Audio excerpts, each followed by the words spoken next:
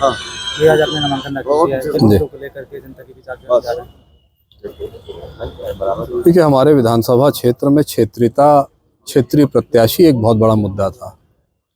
जो हमारी party Congress party ने जनता की भावनाओं का आदर करते हुए हमें एक आम कार्यकर्ता जो क्षेत्रीय हैं उनको प्रत्याशी बना के जनता की आस्था, जनता के विश्वास का सम्मान किया है। दूसरी तरफ भारतीय जनता पार्टी ने एक उम्रदराज व्यक्ति को, 85 साल के व्यक्ति को जनता के ऊपर थोप दिया है। और ये बहुत स्वाभाविक चीज़ है कि कोई भी व्यक्ति ये नहीं चाहेगा कि उनका जनप्रतिनिधि एक 85 साल के व्यक्ति हो जो उनका काम और सेवा 5 साल के लिए न कर पाएँ। सभी को चाहिए कि एक ऊर्जावान नौजवान व्यक्ति जो जनता के बीच सतत संपर्क में रह सके, उनके लिए दौड़ सके।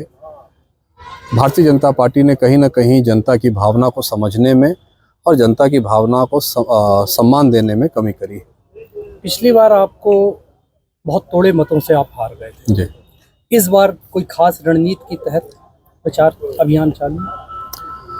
देखिए, हम लोगों का रणनीति तो अब सार्वजनिक नहीं की जाती है, लेकिन कांग्रेस पार्टी की जो भी रीति और नीति है वो जनहितैषी है और हम लोगों की जो नीति है वो सकारात्मक नीति है। हम लोग गलत तरीके से झूठ बोल के चुनाव नहीं लड़ते हैं।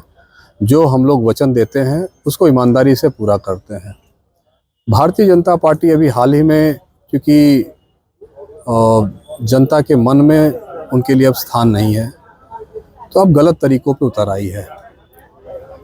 सत्ता के जोर पर धनबल, बाहुबल, शराब, ये सब का सहारा ले रही है और साथ ही साथ एक बड़ा ही निकृष्ट स्तर का प्रचार करने में वो व्यस्त हैं।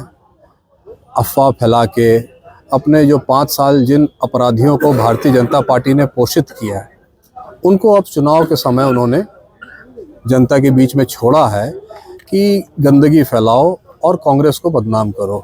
इससे आपके माध्यम से, मीडिया के माध्यम से हम ये अपील भी करना चाहते हैं कि ये जो प्रचार करने का स्तर है, जो इन्होंने गुंडे 5 साल अपराधियों को शरण और संरक्षण दे रखा था, उनके द्वारा जो क्षेत्र में ये गंदगी फैला रहे हैं, भ्रम फैलाने का प्रयास कर रहे हैं, उससे जनता को सचेत रहने की ज़रूरत है, सजग रहने की ज़रूरत है और इसमें पुलिस प्रशासन को भी सतर्क रहने की आवश्यकता है। देखा गया है कि जब इनके प्रायोजित इस तरह के दंगे होते हैं जो जानबूझ के कराए जाते हैं, वो पुलिस का उसमें पूरा समर्थन रहता है।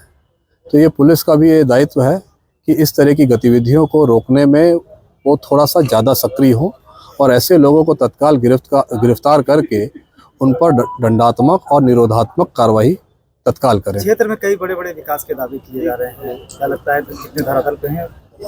धरातल पर तो एक भी दावा नहीं है, एक भी दावा सही नहीं है धरातल पे।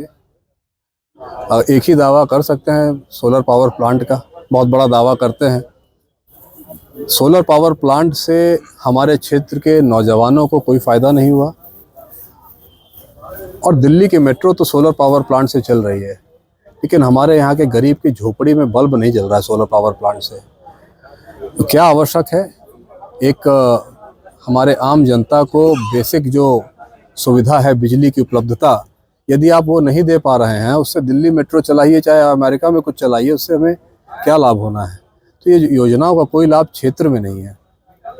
मौजूदा विधायक क्षेत्र में कई बार विधायक रह चुके हैं, कैसे सामना करेंगे आप उनका इस चुनाव में? सामना जैसे चुनाव में किया जाता है वैसे ही करेंगे सामने। अपने की बात करें।